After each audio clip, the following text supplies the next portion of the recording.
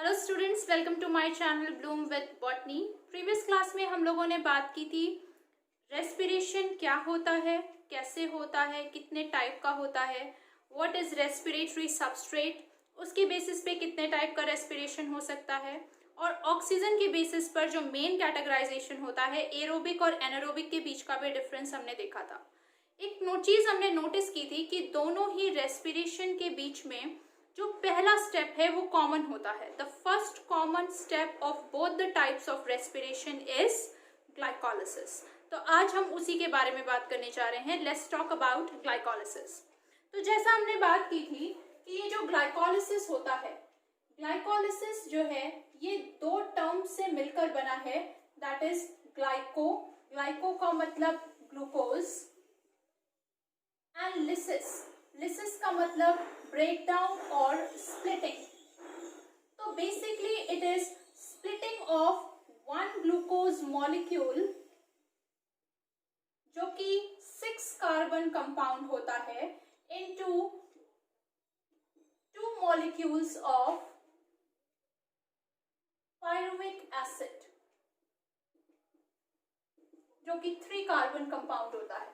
ठीक है, तो ग्लाइकोलिसिस क्या है? ग्लाइकोलिसिस एक वो तरीका है जिससे हम देखेंगे कि किस तरीके से एक ग्लूकोज का molecule 2 molecule of 3 carbon compound यानी पायरुविक एसिड में ब्रेक कर जाता है। ग्लाइकोलिसिस फर्स्ट कॉमन स्टेप है सभी रेस्पिरेशन का, यानी सभी लिविंग ऑर्गेनिज्म में होगा। और हर लिविंग ऑर्गेनिज्म में क्या चीज है? दैट इज साइटोसॉल या साइटोप्लाज्म ऑफ द सेल। तो ये कहाँ होगा? साइट क्या है? Site of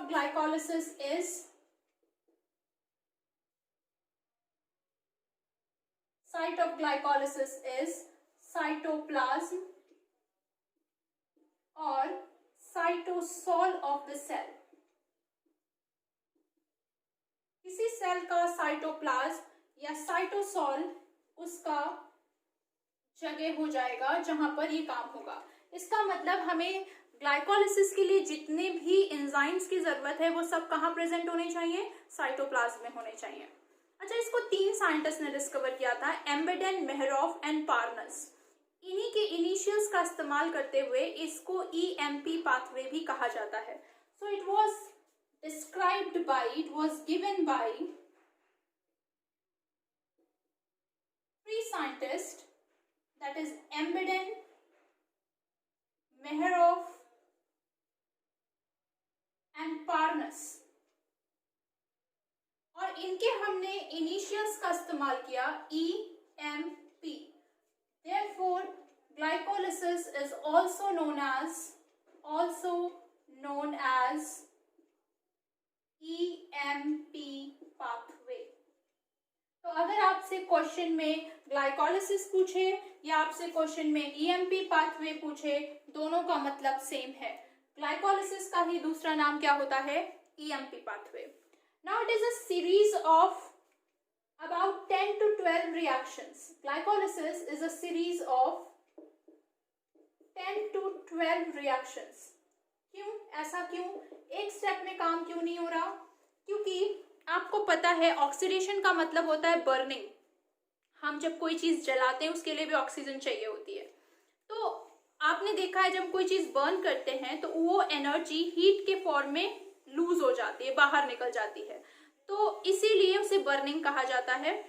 अब यहाँ पर अगर हमने एक ही स्टेप में ग्लूकोज को बर्न कर दिया तो सारी एनर्जी हीट के फॉर्म में लूज हो जाएगी, जो हम नहीं चाहते।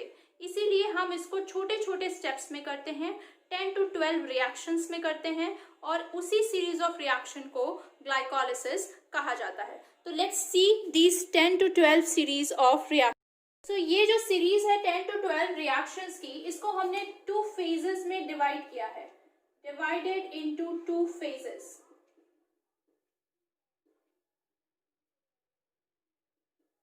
पहले कुछ रिएक्शंस में हमारे सेल की एनर्जी लग जाती है, सेल की अपनी एनर्जी लग जाती है कुछ रिएक्शंस में, और उन सेट ऑफ रिएक्शंस को हम कहते हैं एनर्जी रिक्वायरिंग फेज, या हम कहते हैं कि हमने इनपुट दिया है और आप जब एनर्जी इनपुट देते हो किसी रिएक्शन में तो उसे एक्टिवेट करते हो, जो एक्टिवेशन एनर्जी कहते हैं, तो इसको एक्टिवेशन फेज भी कहा जाता है। और रेस्ट के रिएक्शंस में हमें एनर्जी यील्ड होती है, मिलती है, यानी हमने जो एनर्जी दी उसका पेमेंट मिलता है, तो दैट इज पे ऑफ फेज और एनर्जी रिलीजिंग फेज और एनर्जी यील्डिंग फेज। तो दो फेजेस में डिवाइड हुआ। पहला फेज जो है उसको हम एक्टिवेशन फेज और एनर्जी रिक्वायरिंग फेज कहते हैं, और दूसरा जो फेज होता है उसे हम कहते हैं पे ऑफ फेज और एनर्जी यील्डिंग फेज और एनर्जी रिलीजिंग फेज।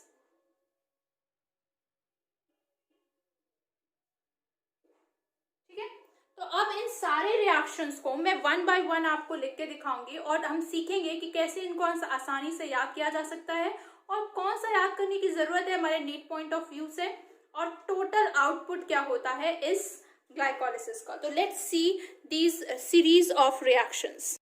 तो हम स्टार्ट करते हैं विद द रिएक्शंस जो कि ग्लाइकोलिसिस में इन्वॉल्व होते हैं, starting with the glucose. Glucose कितने कार्बन का मॉलिक्यूल है? 6 कार्बन का। ग्लूकोज सबसे पहले इसमें एक फॉस्फेट ग्रुप ऐड हो जाता है और ये बन जाता है ग्लूकोज 6 फॉस्फेट। तो इसकी 6 पोजीशन पे हमने फॉस्फेट ग्रुप ऐड कर लिया और ये फॉस्फेट हमने एटीपी से लिया। तो जब हमने एटीपी से लिया तो एटीपी का एक फॉस्फेट आपने ले लिया, तो ये क्या बन गई? एडीपी।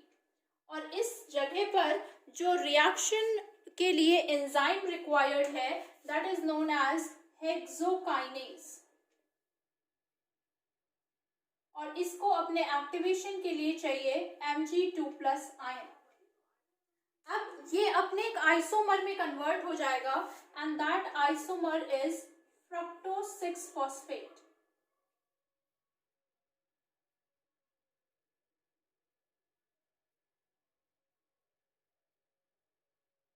फ्रक्टोज 6 फॉस्फेट, ये सब अभी 6 कार्बन कंपाउंड्स हैं और यहाँ पे आइसोमराइजेशन रिएक्शन हुआ है, तो जो एंजाइम इन्वॉल्व होगा that is known as isomerase.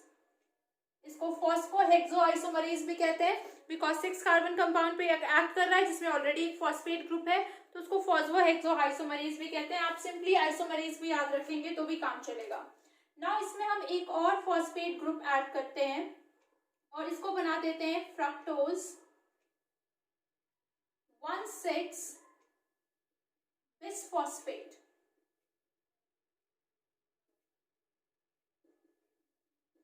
और अगेन हमने ये जो फॉस्फेट लिया ये एटीपी से लिया, तो हमने एडीपी को ब्रेक किया, एटीपी को इनटू एडीपी, और यहाँ जो हमारा एंजाइम इस्तेमाल हुआ वो है फॉस्फो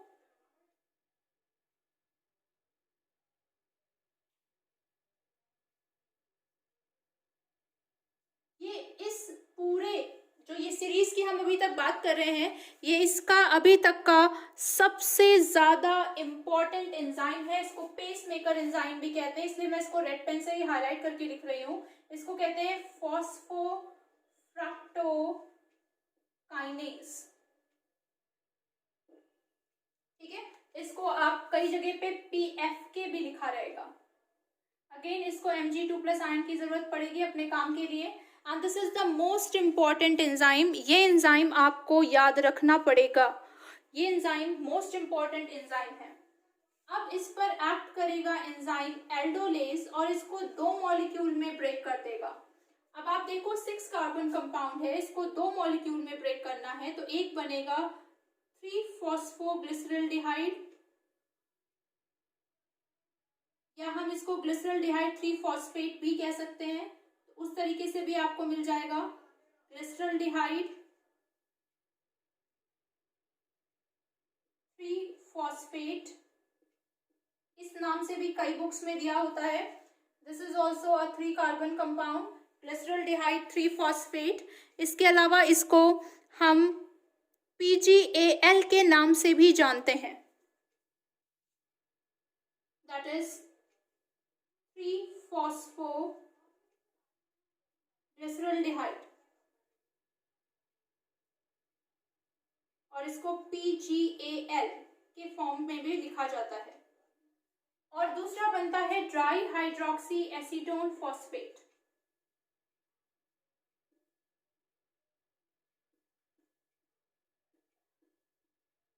जिसको हम DHAP के नाम से जानते हैं। ये दोनों ही आपस में आइसोमर्स होते हैं। They both are isomers. ये दोनों ही 3 कार्बन कंपाउंड है। इन तीन दोनों के लिए हम एक और वर्ड यूज कर सकते हैं, दैट इज ट्रायोज फॉस्फेट।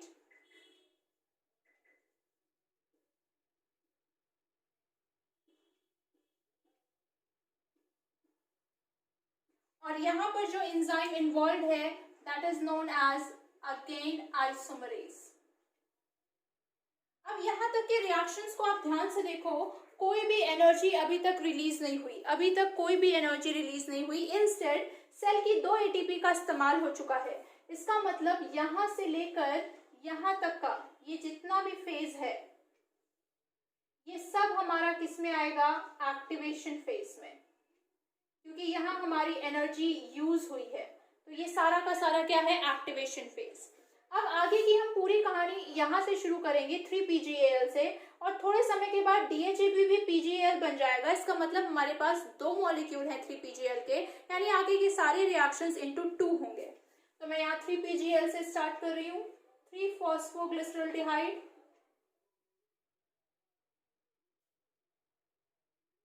ये कन्वर्ट होगा इनटू 1,3-bis-phosphoglyceric acid।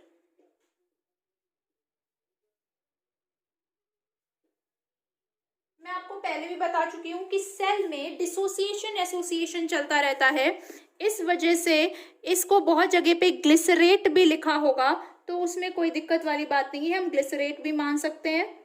और यहाँ पर अब क्योंकि ये जितने भी रिएक्शंस हो रहे हैं ये सारे रिएक्शंस होंगे इनटू 2 मॉलिक्यूल्स। क्यों 2 मॉलिक्यूल्स? क्योंकि ये थोड़े समय बाद DHAP भी PgAl बन जाएगा। तो यहाँ पर क्या होगा, NAD plus is converted into NADH2 with the help of H3PO4, और यहाँ पे जो एंजाइम इन्वॉल्व होगा that enzyme will be dehydrogenase।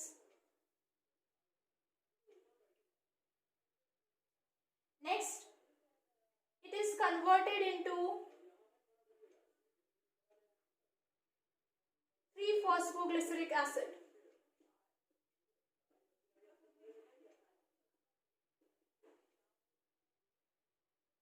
phosphoglyceric acid and again आप देख लो एक फॉस्फेट ग्रुप हटा दिया गया, तो फॉस्फेट ग्रुप हटा के कहाँ ऐड हुआ, वो ऐड हुआ ATP में। तो ADP किस में कन्वर्ट हो गया, ATP में। तो आप देख रहे हो यहाँ ATP बन रही है। अगेन एंजाइम का नाम होगा काइनेज, फॉस्फोग्लिसरोकाइनेज भी कहते हैं इसको।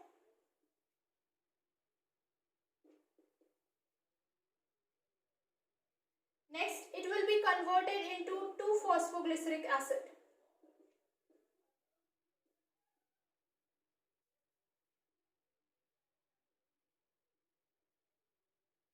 इस रिएक्शन में फॉस्फेट रिलीज नहीं हो रहा, जबकि अपनी पोजीशन सिर्फ चेंज कर रहा है। तो यहाँ पे जो एंजाइम का नाम होगा दैट विल बी फॉस्फोग्लिसरोम्यूटेज।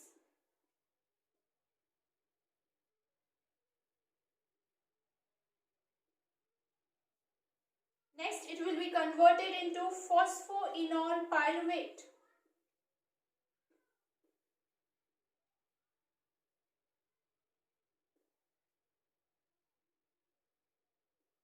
PEP के नाम से बहुत फेमस है ये हमने फोटोसिंथेसिस चैप्टर में इसका बहुत नाम सुना है।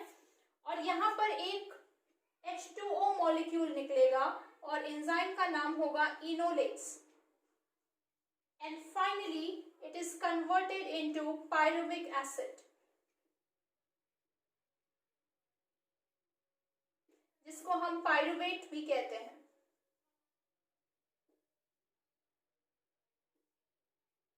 और यहाँ पर अगेन एटीपी का फॉर्मेशन होगा, एंजाइम होगा पायरुवेट काइनेज,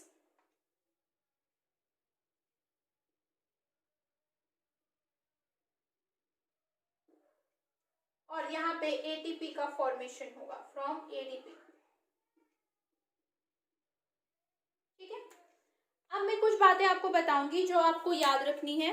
बाकी चीज़ों के लिए बहुत ज़्यादा टेंशन लेने की ज़रूरत नहीं है, आपको पैनिक नहीं होना है कि हम इतने सारे रिएक्शंस कैसे याद रखेंगे।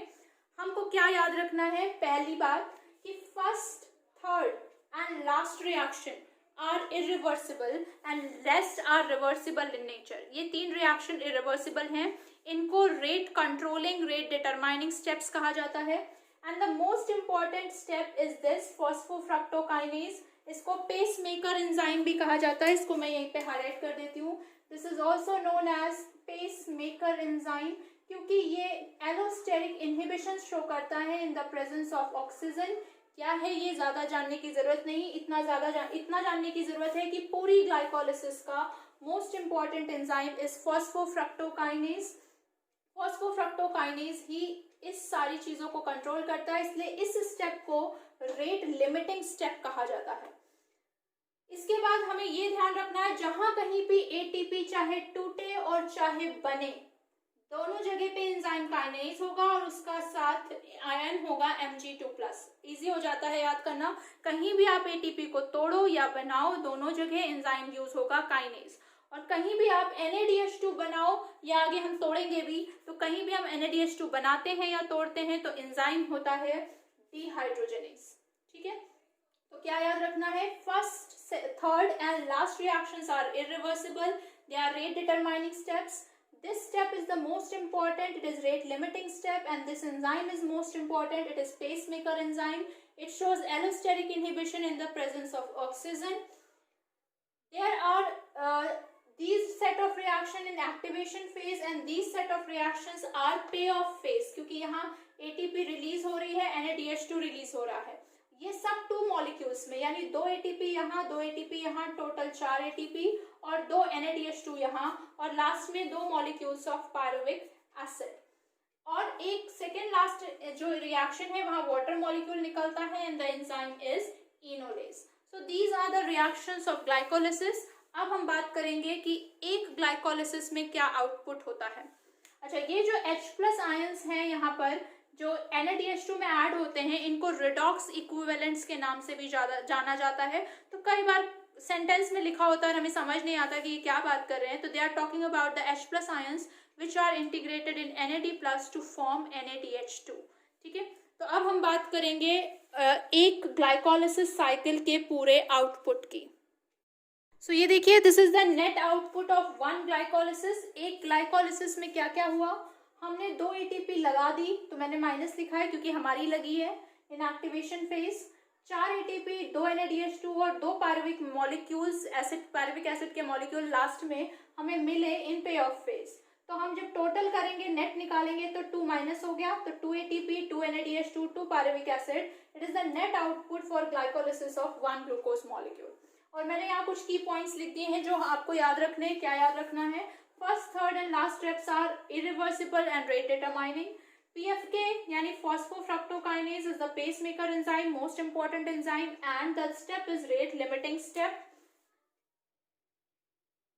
ATP प्रोड्यूस्ड, ये बहुत इंपॉर्टेंट पॉइंट है, इसका हम ध्यान रखेंगे कि ये जो ATP यहाँ बन रही है, जो आप कैलकुलेट कर रहे हो, ये ATP डायरेक्ट एनर्जी है क्योंकि ये सबस्ट्रेट लेवल फॉस्फोराइलेशन से बनती है। क्या होता है सबस्ट्रेट लेवल फॉस्फोराइलेशन, कि जब एक सबस्ट्रेट दूसरे में कन्वर्ट होता है तो एनर्जी रिलीज होती है, और उसकी वजह से अगर ATP फॉर्म होती है तो उसे हम सबस्ट्रेट लेवल फॉस्फोराइलेशन या डायरेक्ट एनर्जी कहते हैं।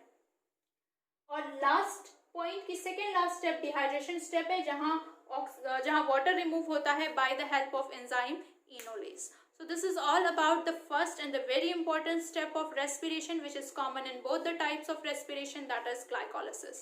तो कोई भी ऑर्गेनिज्म हो, जिंदा है, रेस्पायर कर रहा है, तो इतना काम तो होना ही है। अब डिपेंड करेगा कि वो ऑर्गेनिज्म एरोबिक है, ऑक्सीजन यूज कर सकता है या नहीं कर सकता, यूकैरियोटिक है या प्रोकैरियोटिक है, तब आगे का फेट डिटरमाइन होगा कि पायरुविक एसिड के साथ क्या होना है। तो ये सारी बातें हम नेक्स्ट लेक्चर में करेंगे। यहाँ तक अगर आपको कोई भी डाउट हो, किसी भी तरह की परेशानी हो तो मुझे कमेंट सेक्शन में बताइए। और अगर आपको ये वीडियो अच्छा लगा हो तो प्लीज़ लाइक कीजिए, सब्सक्राइब कीजिए और शेयर कीजिए। Thank you.